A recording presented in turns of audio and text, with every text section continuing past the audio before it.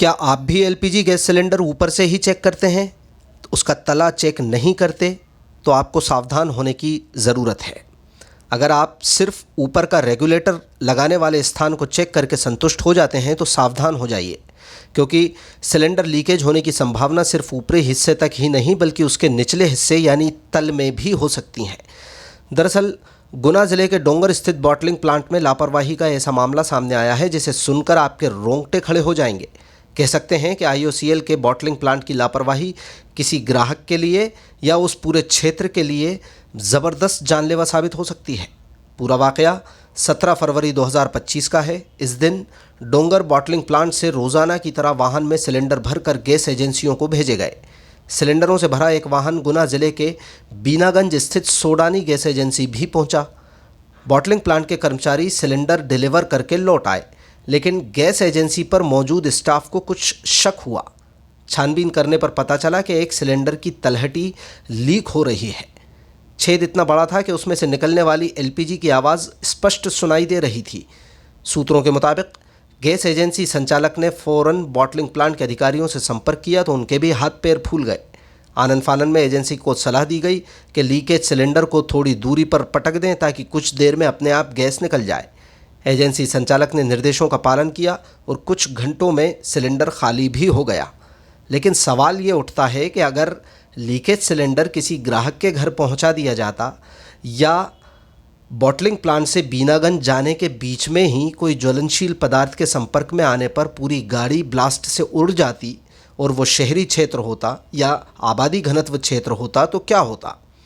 हमेशा की तरह ग्राहक ज़्यादा से ज़्यादा सिलेंडर का मुंह चेक करता है और अपने घर में इस्तेमाल करने लगता है।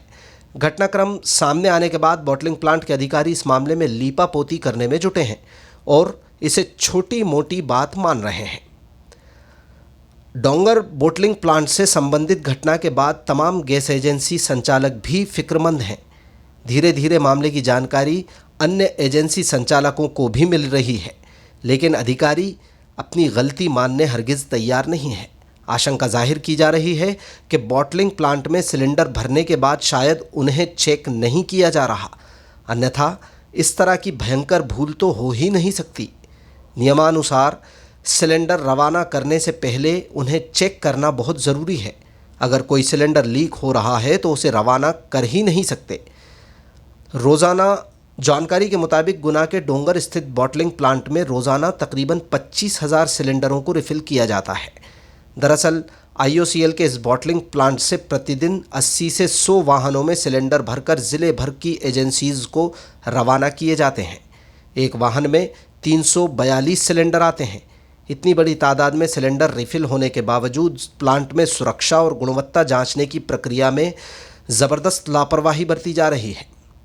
इधर बॉटलिंग प्लांट की लापरवाही की खबरें यहाँ लगभग 5 किलोमीटर दूर स्थित गेल इंडिया के अधिकारियों को भी चिंता में डाल सकती है। जाहिर है एक सिलेंडर ही कई लोगों को नुकसान पहुंचा सकता है। ऐसे में रोज़ाना बॉटलिंग प्लांट के सामने से गुजरने वाले अधिकारी कर्मचारी या फिर गेल परिसर तक लापरवाही की लपटें पहुंच सकती हैं। बॉटलिंग प्लांट में हल्की सी लापरवाही कितनी घातक साबित हो सकती है, इसका उदाहरण बीते दिनों गुजरात के बड़ोदरा और उत्तर प्रदेश के मथुरा में सामने आ चुके हैं। बड़ोदरा के कोयली गांव स्थित आईओसीएल के बॉटलिंग प्लांट में 11 नवंबर 2024 को स्टोरेज टैंक में भीषण आग लगी थी। इस दौरान ज़ोरदार धमाका हुआ था और प्लांट से लगभग 4 किलोमीटर दूर तक रहने वाले लोगों ने इसके झटके महसूस किए थे। इसमें 2 दर्दनाक मौतें भी हुई थीं। कई लोग घायल हुए थे। टैंक से निकला धुआं 10 किलोमीटर दूर तक देखा गया था। हादसे की वजह रखरखाव में लापरवाही बरतना सामने आई थी।